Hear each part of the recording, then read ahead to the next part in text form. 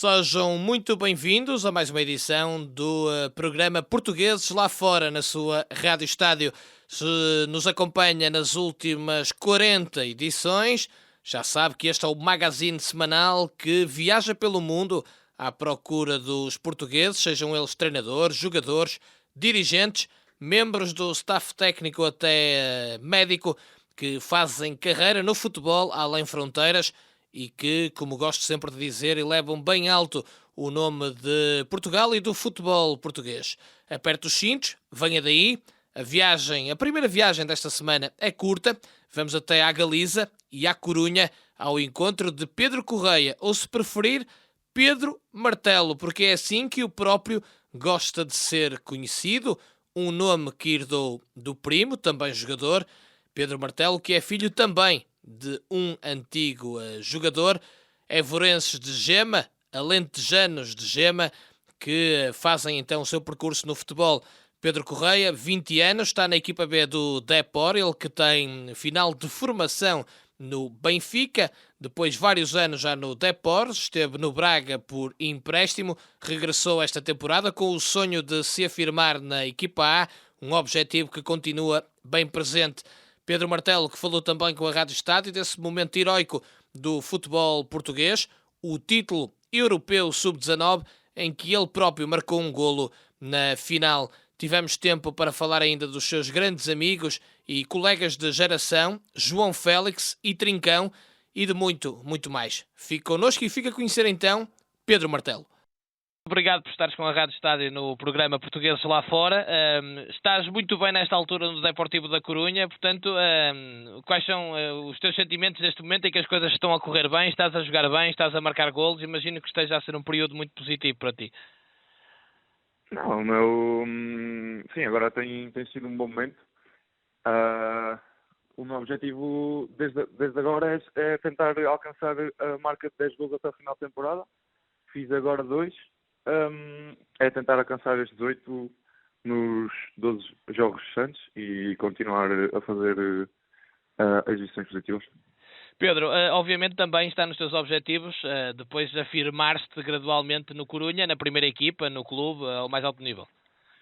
Claro que sim, mas é um objetivo que tem sido marcado já desde já do ano passado, não, desde já deste ano, do princípio desta época.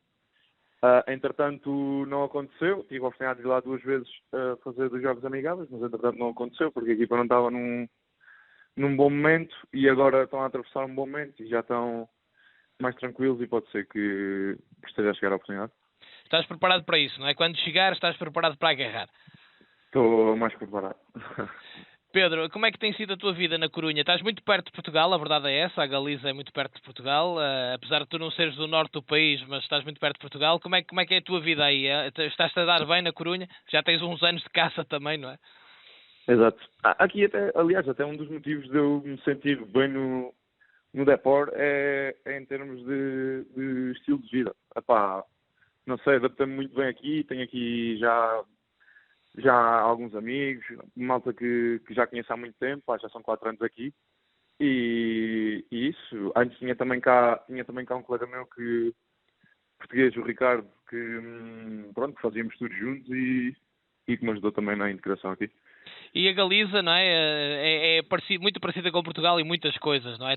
Até o espanhol da Galiza ou galego é um bocadinho mais Exato. aproximado do português, não é? Sim. Exatamente. E o Depor é um clube especial também, não é, Pedro? Não se pode deixar de ter isso em conta. Exatamente, o Depor é um clube que há 10 anos, 10, 20 anos, andava a jogar Champions League. Ainda este fim de semana era 17º lugar contra 19º na segunda divisão espanhola e tinham 30 mil pessoas no estádio.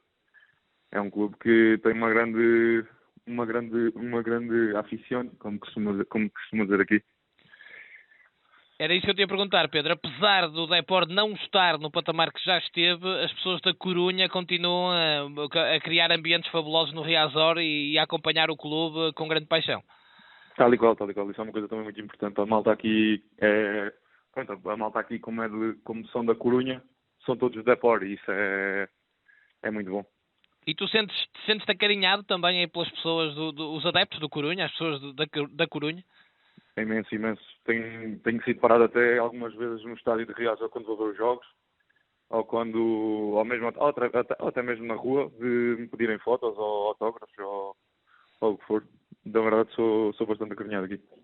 Ô Pedro, eu já tive a oportunidade de ir algumas vezes à Corunha, até porque eu sou do norte de Portugal e é normal a gente ir para esses lados, e é realmente um local muito agradável. Imagino que também gosto de viver aí, não é? Porque é uma cidade tranquila, uma cidade bonita, portanto acaba por ser também juntar o útil ao agradável.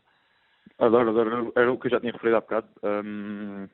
Uma das razões de eu gostar de estar aqui é mesmo também pela cidade e por o estilo de vida. É uma cidade que é, é grande, mas aquilo que é preciso está tudo perto umas coisas das outras. Portanto, é grande sem ser grande demais, não é? Portanto, acaba por ser Exato, interessante. Pedro, eu também tive a oportunidade há uns anos de visitar o centro de treinos do Corunha, na altura com o Jorge Andrade. É evidente que para um atleta como tu, de seleção, que estiveste no Benfica, estiveste no Braga, estás habituado às melhores condições, mas o Corunha também providencia isso aos jogadores. Tal e qual. É um clube que tem, no nosso estádio temos 8 campos de relva, se não me engano, 8 ou 7. É uma coisa que está ao alcance de poucos. Acredito que nem sei se o Benfica tem tantos, nem sei se o Porto acho que não tem, e o Sporting menos. Foi importante para ti, quando te mudaste para a Corunha, as condições que o clube tinha para oferecer, e tu eras bastante jovem na altura, mas foi importante também o facto de ser um clube com primeiro com a dimensão que tem, a história que tem, mas as condições que oferece também. Claro, era uma coisa também muito importante para mim. Eu queria, era uma mudança de um país para o outro, e o mais importante era sentir-me confortável, e isso é uma das grandes coisas que eu. Ô Pedro, tu quando foste, como eu disse há pouco, eras muito jovem. Já disseste aqui várias vezes neste bocadinho de conversa que te sentes muito bem aí, acarinhado, gostas da cidade, mas foi difícil mudar do Benfica para a Corunha na altura, quando eras sub-17, não é? Estavas a passar aí nessa fase. Uhum. Lá está, eu há bocado tinha referido, estive aqui com o Ricardo, eu e o Ricardo chegámos na mesma altura mesmo, foi em júnior do primeiro ano. Chegamos os dois aqui e os dois sem nos conhecermos de nada, nós éramos dois portugueses e tal, e isso automaticamente fez logo com que a gente tivéssemos uma conexão, e desde o primeiro momento que sempre super bem, ele me ajudava, eu ajudava ele, e isso tornou as coisas muito mais fáceis na integração aqui. Sentiste diferença a esse nível que, por exemplo, sentias no Benfica, num campeonato nacional de juvenis ou de júniores, ou que seja, para aquilo que encontraste no futebol espanhol? Lá está, é diferente, aliás, é diferente, porque eu acho que aqui até sentia mais dificuldades, porque o jogo era diferente, e fazia com que eu tivesse que potenciar outras coisas, e ajudou-me a melhorar outras coisas, outras características. Ou seja, cresceste como jogador aí no futebol espanhol? Sim, acho que sim. Aprendi a fazer mais coisas do que aquilo que já fazia. Quando tu vens por empréstimo para o Sporting Clube Braga, tu vens com o sentimento de que regressarias à Espanha, ou que se calhar ias voltar a Portugal e ficar por aqui? A minha primeira ideia foi, assim que surgiu o Braga, foi logo, a malta também lá em Braga parecia ter esperanças em mim e tal, e foi, se isto é uma oportunidade, se isto é uma oportunidade boa, quem sabe agarrar a oportunidade e até crescer no Sporting Clube Braga. Portanto, não colocas de parte que isso possa voltar a acontecer, não é? Apesar de estares bem no futebol espanhol. Sim, obviamente, eu nunca coloco nada de parte, né? Qualquer oportunidade é bem-vinda. Mas sim, neste momento sinto-me bem em Espanha, não propriamente na equipa B, claro que o meu objetivo é a equipa A, mas sim, sinto-me bem aqui.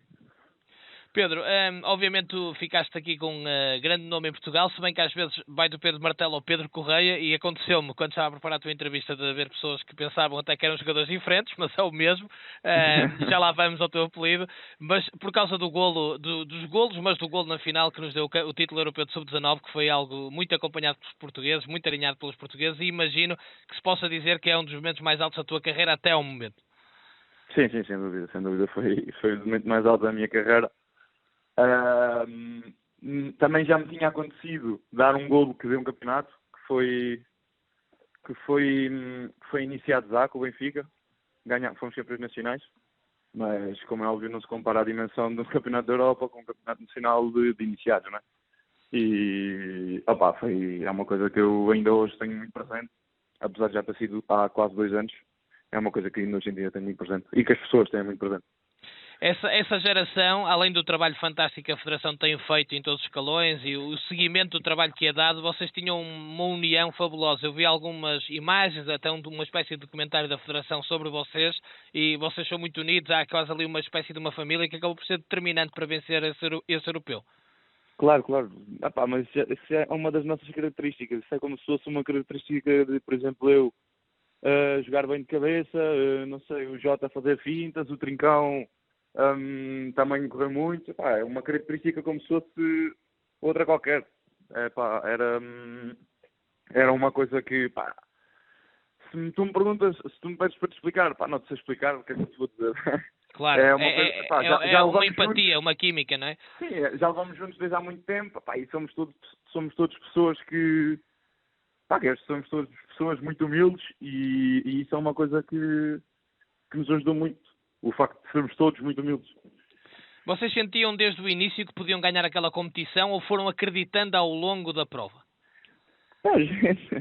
A gente chegou lá, e era como se fosse um torneio era como se fosse mais um torneio. E quando chegámos lá, estávamos e tal, não sei o quê, uma vitória, 2 vitórias, não, uma vitória, depois perdemos, e a coisa estava assim, tinha abalado assim um bocado, mas nunca fomos para lá num âmbito de temos de ganhar. Não, fomos para lá num âmbito de vamos tentar ganhar, ou vamos tentar chegar o mais longe possível, porque na altura mesmo, não tínhamos bem a noção e tínhamos muitas baixas, nós não tínhamos, na altura não tínhamos Leite, não tínhamos Félix, não tínhamos Leão, não tínhamos quem não tínhamos, não tínhamos Alô, faltava-nos muita gente da nossa geração. E claro, isso foi também uma das razões para nós irmos para lá. Não com uma energia negativa, mas sem essas esperanças ou seja, sem essa afirmação de temos de ganhar. Pedro, falaste agora em algo que é incontornável. Essa geração do futebol português é uma geração que já está a dar cartas de um enormíssimo talento e imagino que deve ser dos menos surpreendidos com o patamar que alguns dos teus colegas já atingiram de forma tão rápida. Não, exato, eu já conhecia muitos dos meus colegas, e sabia de todo o seu potencial e não me surpreende nada que estejam onde estão. O João Félix, acreditas que em Espanha vai acabar por conseguir confirmar aquilo tudo que se espera dele, tendo em conta que está aquele peso sempre do valor gigantesco da transferência?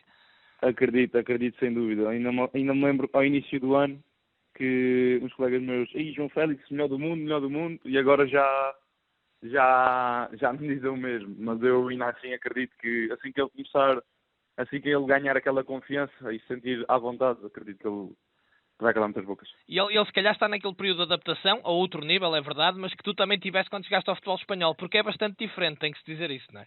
Claro, é exatamente isso, é que o futebol é bastante diferente, não é Atlético Madrid, não sei o quê, não, o futebol em si é muito diferente do futebol em Portugal. A intensidade, o ritmo de jogo, tem muitas diferenças, não é? Sim, a maneira como se defende, é complicado de explicar, mas eu senti muitas dificuldades a adaptar-me ao início. Portanto, percebes bem que o João ainda esteja nesse período, no fundo, não é? Sim, está ligado.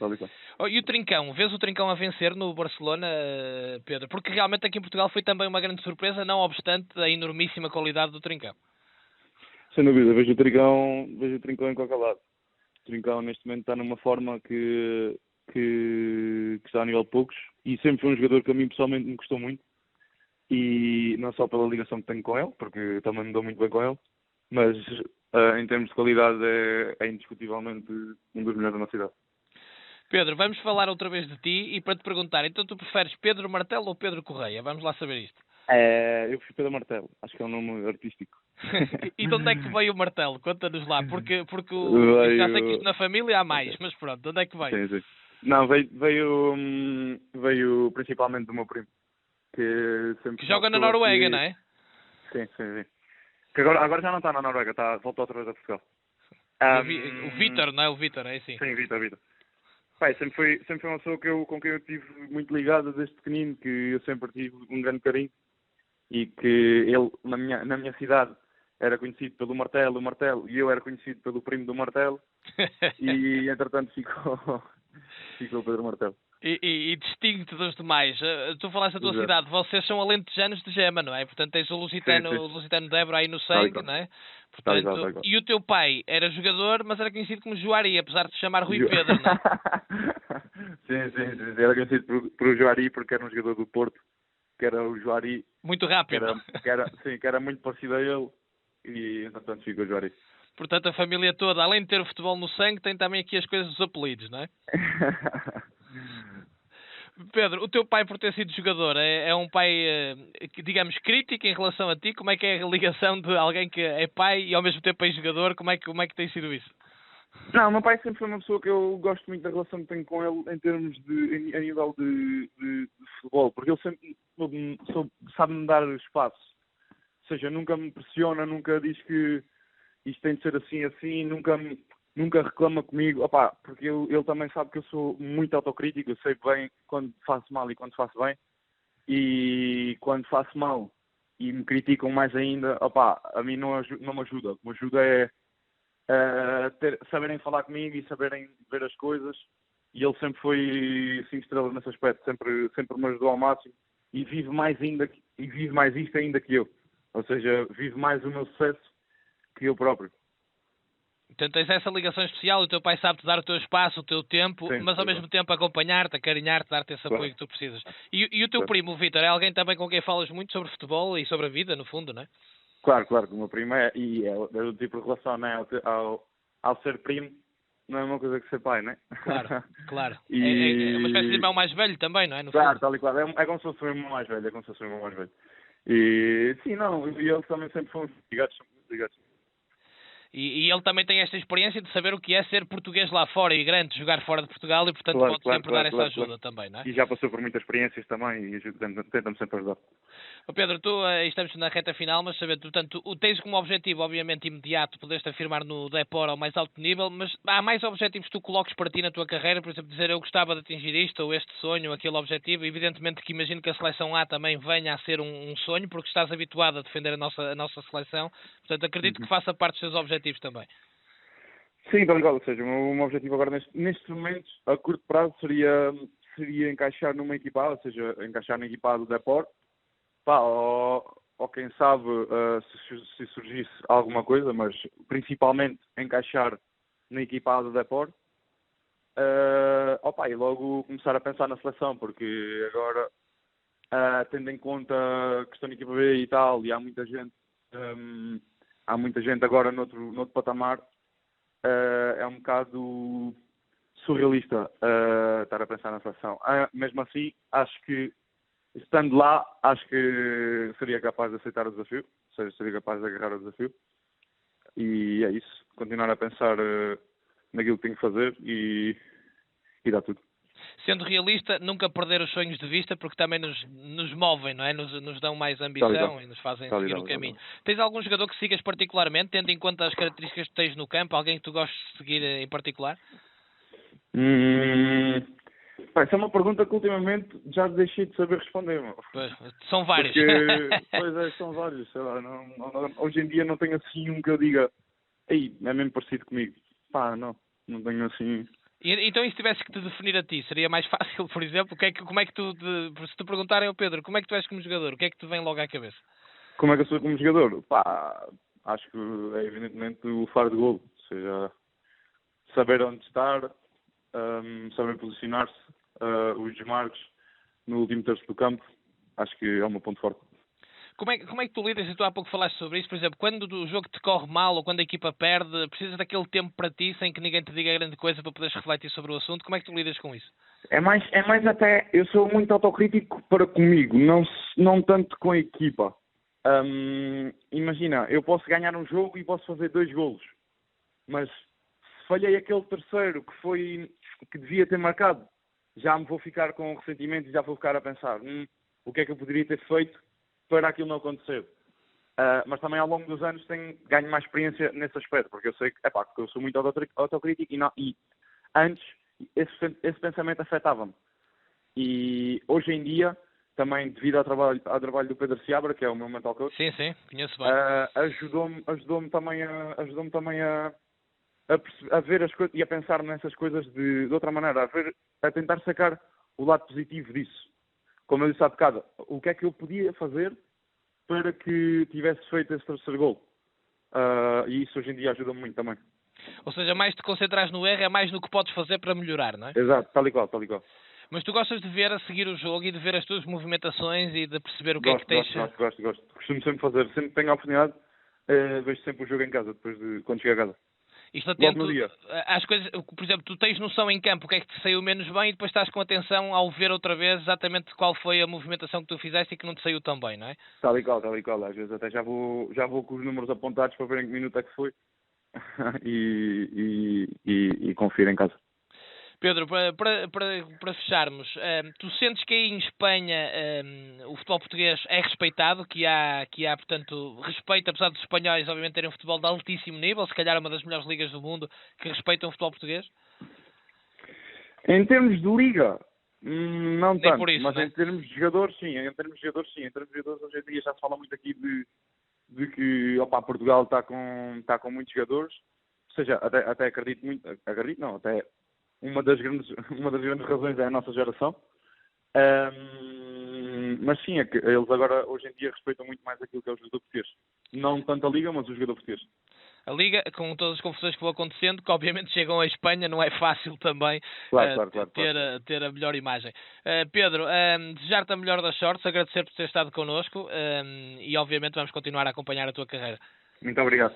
Ora, do norte da Península Ibérica e da Galiza, atravessamos Portugal até ao norte da África e encontramos-nos em Marrocos com João Aroso, treinador, atual treinador da seleção sub-20 de Marrocos, cujo projeto abraçou esta temporada com pouco mais de 2 meses no novo desafio, já com uma competição pelo meio.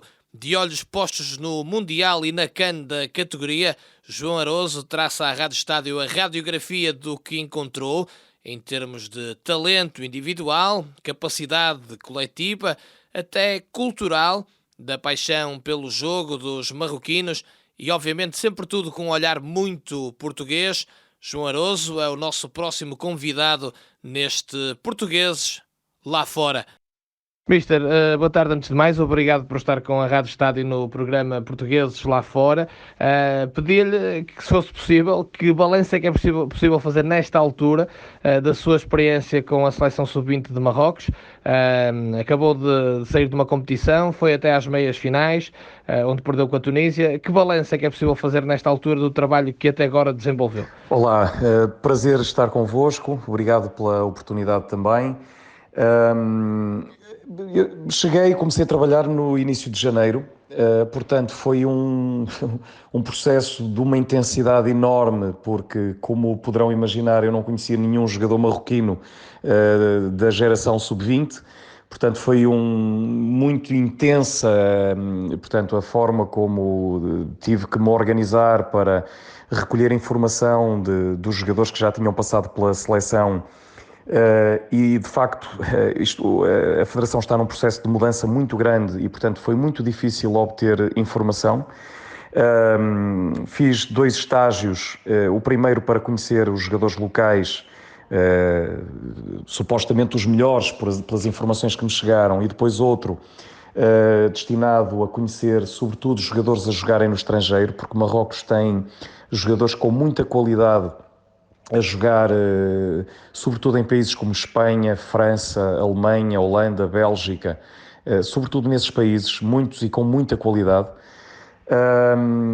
E depois disso sabia que tinha uma competição que era esta, uma competição que tem algum prestígio, porque há a Arabic Cup, que se realizou na Arábia Saudita, e obviamente com muito pouco tempo de trabalho, muitíssimo poucos treinos, tivemos que fazer uma seleção de jogadores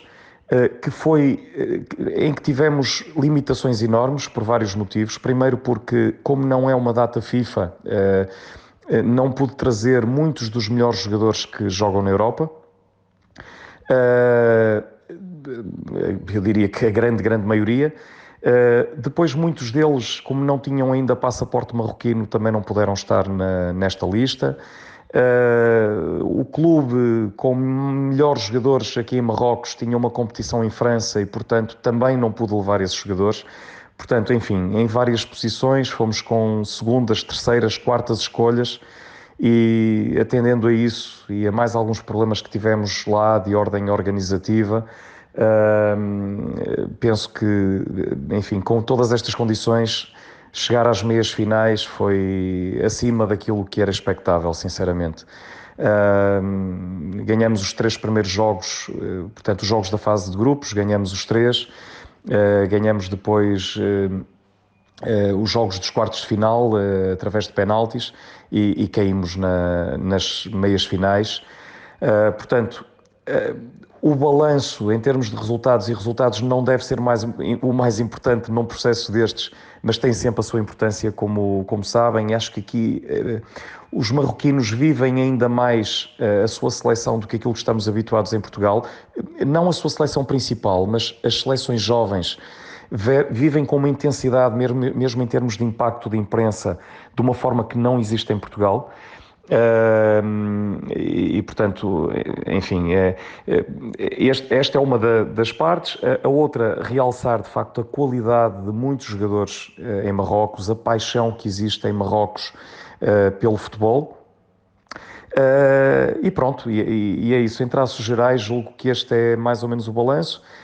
Tem sido um trabalho de uma intensidade enorme, como já disse, porque agora já temos a semana FIFA de final de março e temos que a preparar aí para tentar ter os melhores jogadores, ou pelo menos aqueles que nós conseguirmos identificar como os melhores neste curto período, para os observarmos em competição. Enfim, vamos tentando construir aquele que será o nosso grupo, um grupo alargado, com os melhores jogadores que nós conseguirmos identificar, e ainda não sei bem quando será o momento, mas para depois participarmos na qualificação para o CAN.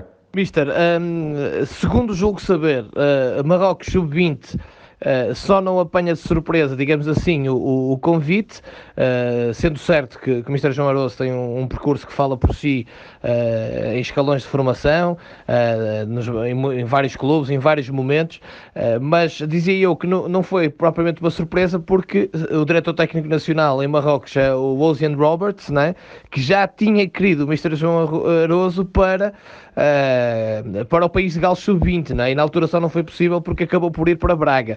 Mas esse é o ponto de ligação, e foi por aí que acaba por lhe surgir esta aventura, este novo desafio na carreira. É mais ou menos isso, ou seja, não exatamente, mas tem um pouco a ver.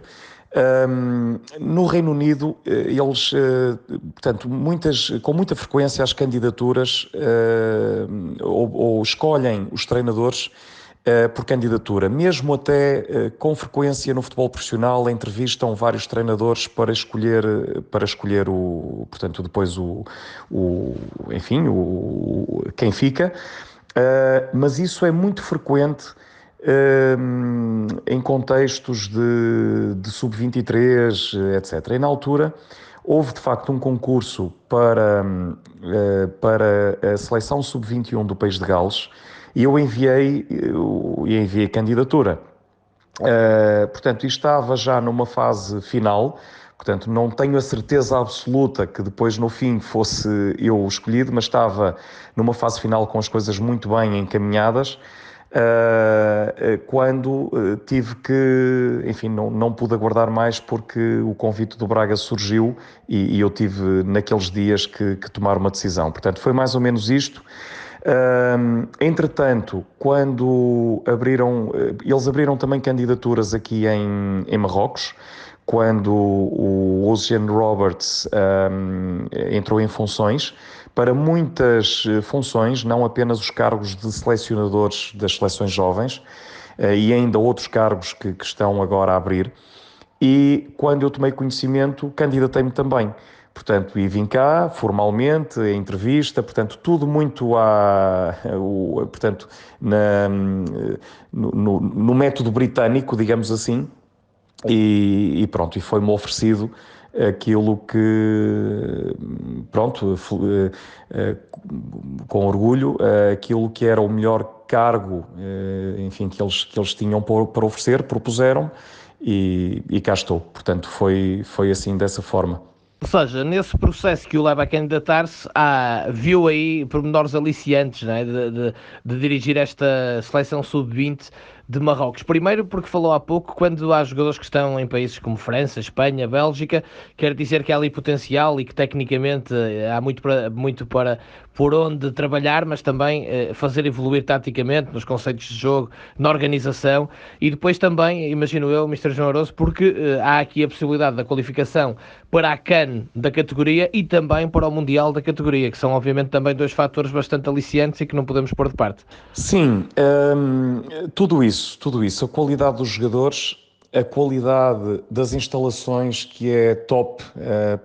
Posso dizer-vos que recentemente houve aqui um evento FIFA e tive a oportunidade de estar com o diretor de comunicação da FIFA, o Onofre Costa, que trabalhou na Federação Portuguesa, e ele disse-me que ele estava maravilhado com o centro de treinos, que é novo, tem alguns meses. Ele disse que está nos 3 melhores que já viu em todo o mundo, portanto é top realmente. Portanto, é mais um detalhe, portanto, qualidade dos jogadores, qualidade das infraestruturas, e depois também o projeto que eu sei que está em marcha, que ainda está numa fase inicial em termos de meios humanos, digamos assim, porque há uma reformulação enorme que chega até às associações distritais, se quisermos comparar com a situação de Portugal. No fundo, a ideia é replicar o que acontece na Federação também nas associações, do ponto de vista técnico, em termos de direção técnica, em termos de, enfim, especialista técnico também para o desenvolvimento dos jogadores. Portanto, é um projeto de uma dimensão muito grande, onde estão vários europeus.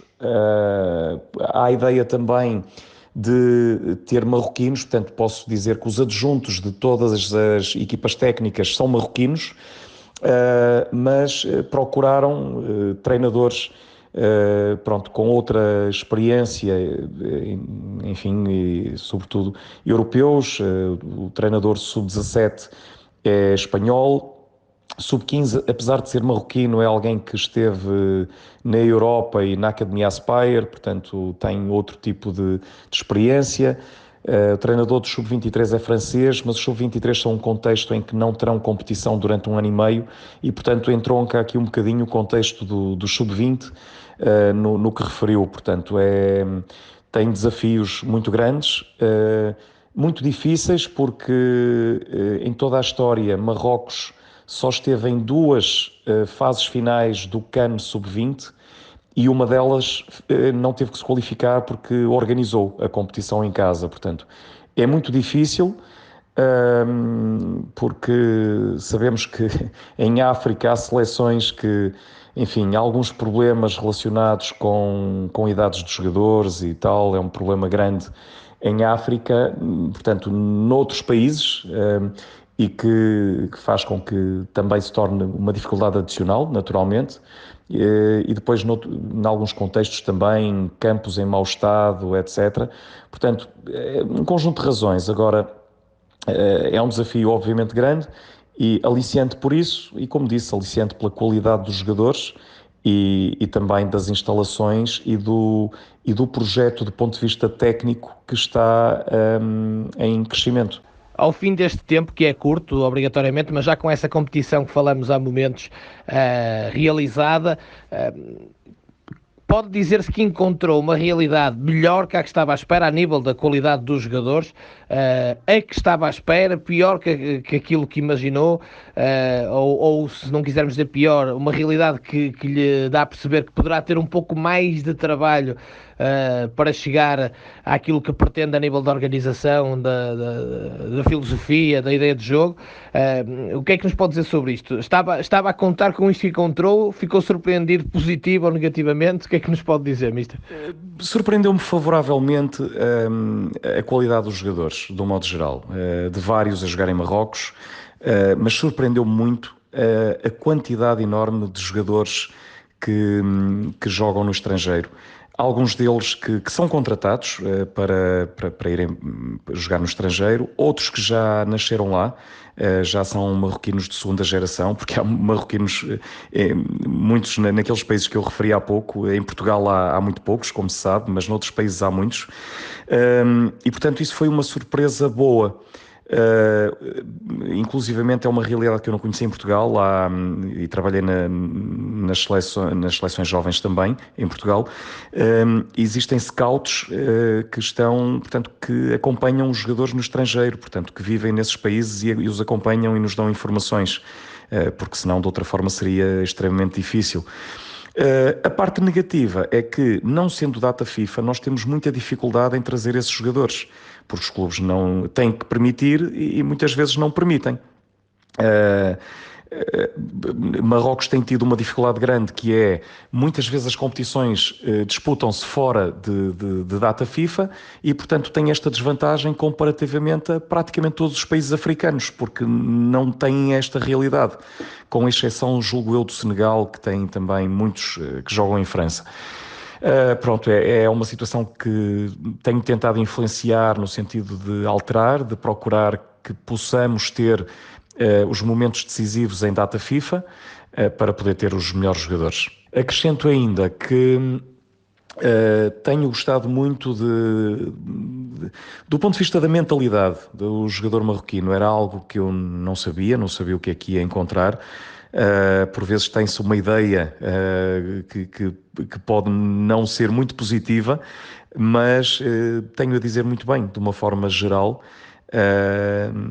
particularmente aqueles que jogam em Marrocos, que nasceram em Marrocos, muito puros, muito respeitadores, de facto uma experiência muito positiva também nesse plano mais relacional, de liderança, muito, muito positivo. Tocou aí num ponto, Mr. João Aroso, que me desperta sempre enorme curiosidade quando estamos a falar de África, até porque a África é um continente tão grande que tem uma mistura enorme de culturas, de formas de estar perante a vida, mas também perante o jogo, e isso é bastante aliciante.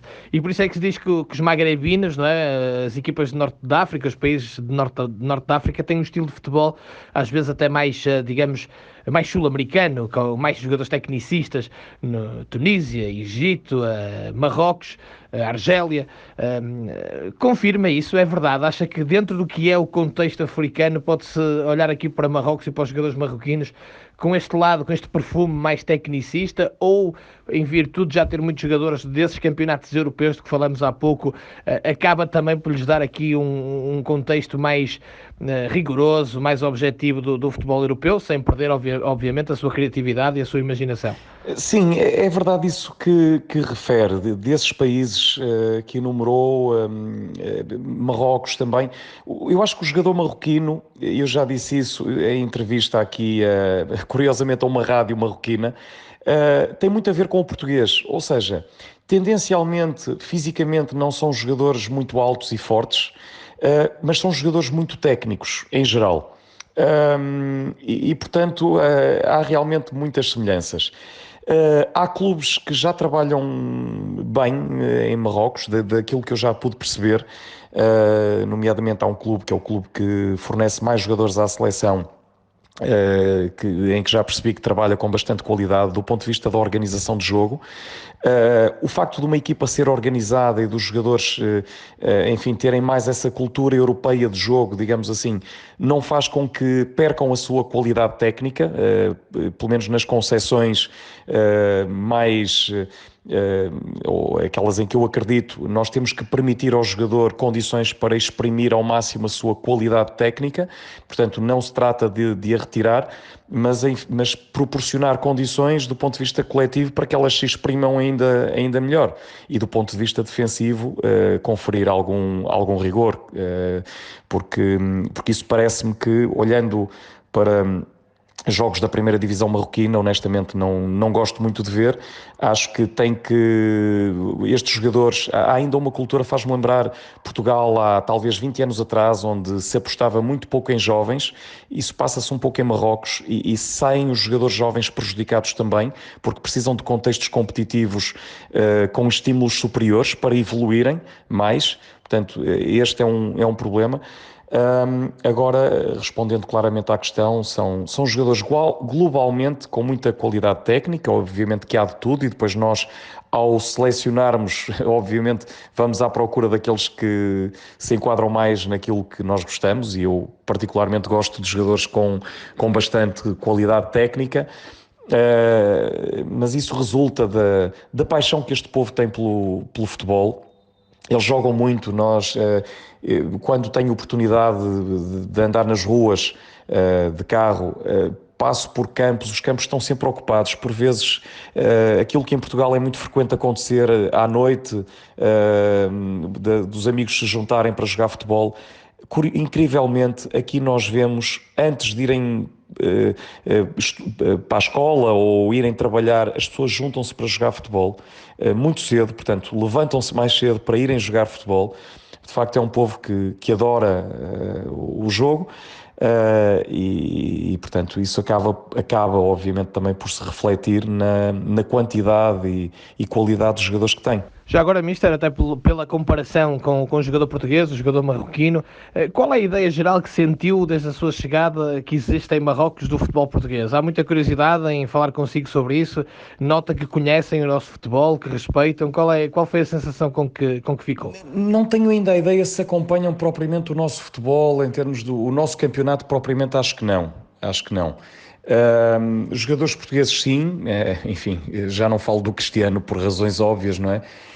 Mas sim, conhecem os jogadores da seleção portuguesa, os que jogam em grandes campeonatos, obviamente conhecem. Estou a falar até mais dos jogadores marroquinos, porque às vezes falo de algumas referências da experiência que tive, etc., para lhes dar bons exemplos sobre grandes profissionais com quem trabalhei e que eles conhecem. Relativamente, do modo geral, há uma ideia muito positiva relativamente ao treinador português, como julgo que há um pouco por todo lado. Portanto, no fundo, logo o cartão de visita, sendo português, treinador, é logo à partida positivo. E já agora, até porque é algo que falamos muitas vezes aqui no nosso programa, como é que é o seu dia-a-dia típico aí em Marrocos, típico de trabalho? Acredito que haver muitos jogos, mas se já teve a oportunidade de se inteirar da cidade, do local onde vive, e também já agora, que feedback nos pode dar sobre isso? Bem, o meu dia-a-dia aqui é sempre a trabalhar, é mesmo. Eu vivo no centro de treinos, porque, enfim, basicamente tenho um hotel, portanto eu tenho o meu quarto e como estou só, a minha família está em Lisboa, portanto eu prefiro trabalhar aqui, enfim, de sol a sol, digamos, e depois de vez em quando ter a oportunidade de estar uns dias em Lisboa.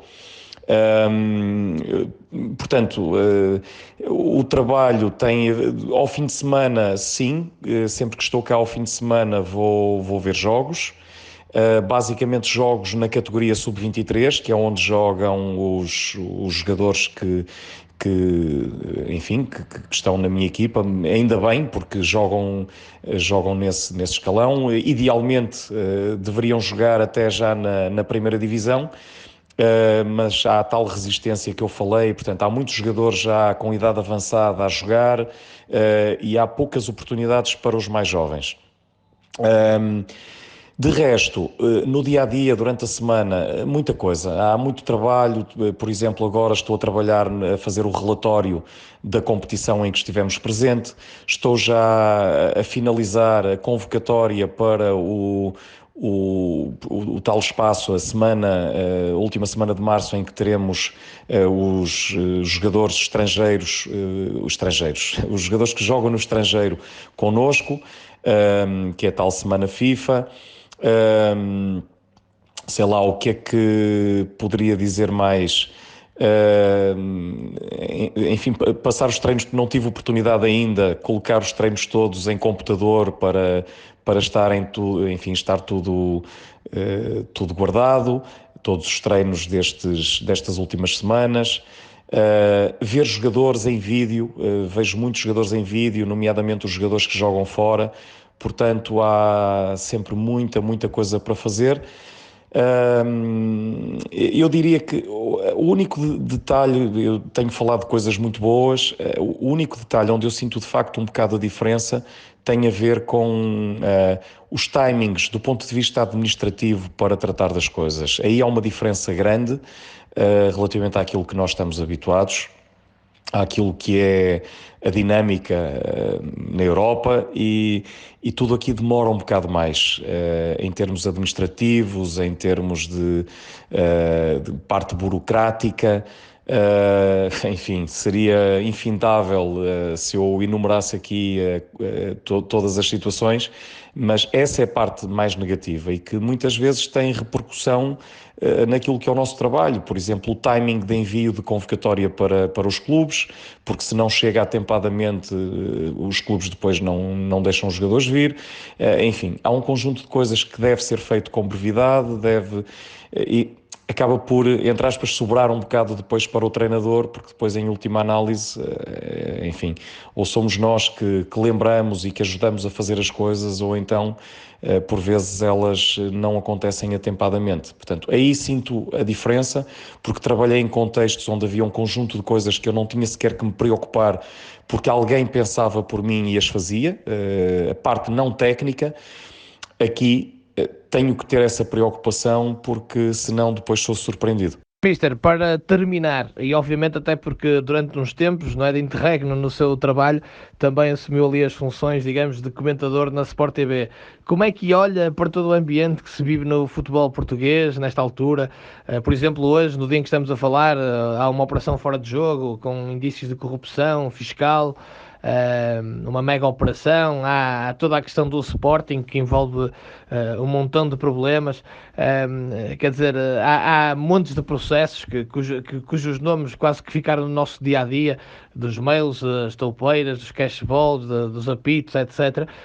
Eu pergunto-lhe isto porque neste programa falo com muitos portugueses que estão além fronteiras, nomeadamente treinadores e jogadores, e quase sempre vem um sentimento de tristeza ao ver ao longe que o nosso futebol está a passar este período, não é? Digamos, mais negro, mais complicado, mas que ainda assim conseguimos vingar pela imensa qualidade dos nossos atletas, dos nossos treinadores, precisamente comprovada pelo trabalho que se vai fazendo além fronteiras e que agora tem também o Mr. João Aroso neste trabalho com o Marrocos Sub-20. Como é que analisa isto tudo? Imagino eu também, posso já adiantar, com bastante tristeza, não é? À distância. Sim, é evidente. Quando nós gostamos muito de futebol, como é o meu caso, mas de futebol a sério, não aquilo, estas coisas que giram em torno do futebol. Eu gosto de futebol a sério, eu gosto de ver programas e ouvir programas, portanto, ver na televisão e ouvir na rádio programas que falam sobre futebol, sobre o jogo, sobre os jogadores. Isso é que é fantástico e me apaixona. Nada que tenha a ver com aquilo que inunda, eu diria, de lixo em determinados programas, em determinados espaços, a falar da porcaria toda que gira em torno do futebol. Não é o futebol que é isso. Aliás, o futebol expressa aquilo que é o fenómeno social, portanto, aquilo que existe na sociedade. E no futebol, esse fenómeno, tudo isso de negativo que falou, que existe na sociedade, no futebol tem entra numa dimensão grande pelo mediatismo que o futebol tem, pela paixão que desperta, portanto, e todos somos responsáveis, porque não pode valer tudo para ganhar. E estas coisas acontecem porque, por vezes, parece que vale tudo para ganhar. Há que ter há que ter mais cultura desportiva, porque se todos tivermos mais cultura desportiva, também os adeptos, não só os agentes desportivos, não só quem intervém na comunicação social, e eu continuo ainda com colaboração pontual com a Sport TV, portanto, quando estou disponível tenho esse gosto, é algo que eu gosto muito de fazer também, falar de futebol. Mas não falar destas coisas, eu detesto quando surgem estes assuntos, mas eu quero vincar isso, é que todos temos responsabilidade, todos de uma forma geral, mas sobretudo aqueles que vivem as coisas de uma forma que faz com que parece que tudo se pode fazer para ganhar e não pode ser assim, porque só um pode ganhar no fim. E portanto acho que passa um bocado por isso, passa por melhorar a nossa cultura desportiva. Eu gostei muito das palavras do Lage quando ganhou o campeonato, ele falou muito disto, eu revejo-me muito nisso. Nós temos excelentes jogadores, temos excelentes treinadores, do melhor que existe são os treinadores e são os jogadores, sobretudo os jogadores. Depois existem muitas outras coisas que circulam à volta do futebol e que infelizmente nos levam lá fora por motivos que não são nada positivos. Nós temos, não é fácil Portugal competir em outras atividades com os grandes países do mundo, do resto do mundo, como compete no futebol. Dificilmente somos tão bons noutra área como somos no futebol,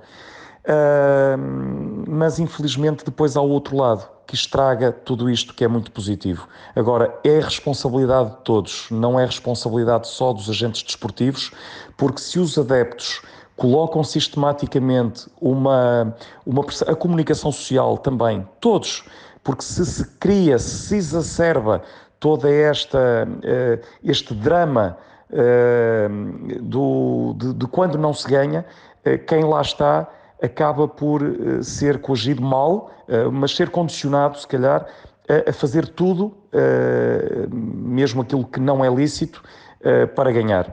E, portanto, todos temos responsabilidade nisso e todos temos que fazer algo para mudar.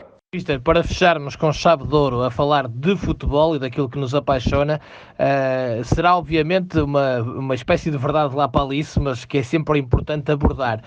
O facto de, por exemplo, o Mr. João Aroso chegar a Marrocos aos sub-20 e conseguir adaptar-se rapidamente, conseguir resultados, fazer a diferença, como conseguimos com treinadores que já entrevistei aqui nas Maldivas, em Singapura, quer dizer, no Botsuana, em todo o mundo, nos melhores campeonatos, dos mais periféricos, dos mais conhecidos, aos mais pequenos, aos com contextos mais agressos até culturais, climáticos, o que seja, é mesmo algo muito português, não é? É como diz José Mourinho, não precisamos de estarmos sempre a dizer que somos os melhores do mundo, mas temos claramente dos melhores treinadores do mundo e muito por esta questão, por este ADN muito particular da adaptabilidade que um português tem a todos os contextos, de aprender rapidamente a língua, de se inteirar rapidamente das culturas e dos costumes, de saber lidar com várias mentalidades.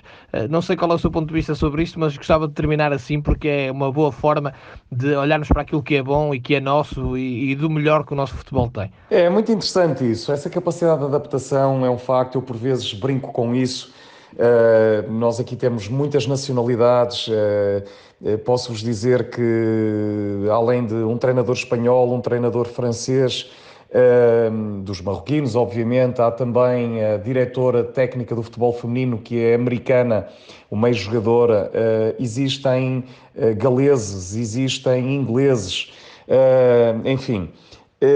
E eu brinco dizendo que o português procura sempre falar a língua dos outros. Por exemplo, nós vamos à Espanha e tentamos falar espanhol. Os espanhóis vêm a Portugal, nós tentamos falar espanhol com eles.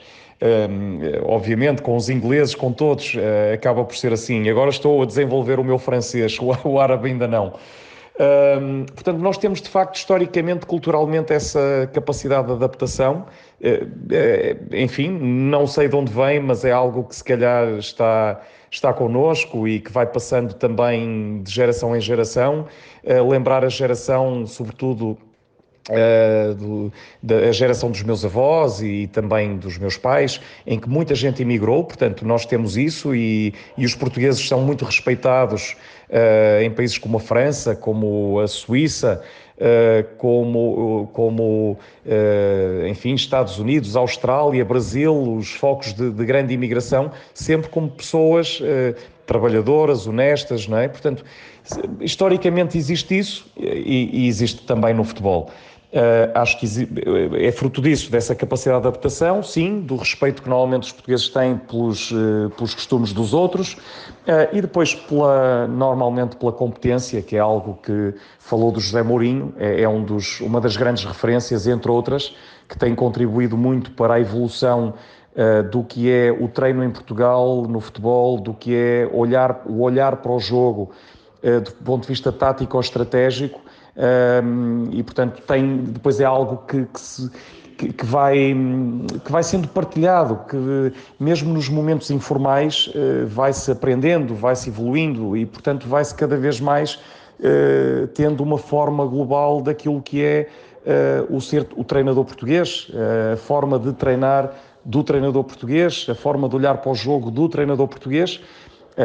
Obviamente que há quem seja mais competente e quem seja menos, isso é evidente, mas vai havendo não sei se podemos falar de uma escola, mas no fundo um olhar que é muito próprio. Ora, e é com as histórias e as aventuras, os desafios de Pedro Martelo, jogador do Deportivo da Corunha, e João Aroso, o selecionador sub-20 de Marrocos, que termina esta edição dos Portugueses lá fora na sua Rádio Estádio. Marcamos encontro consigo na próxima semana com mais histórias, mais aventuras, mais viagens pelo mundo com portugueses lá fora.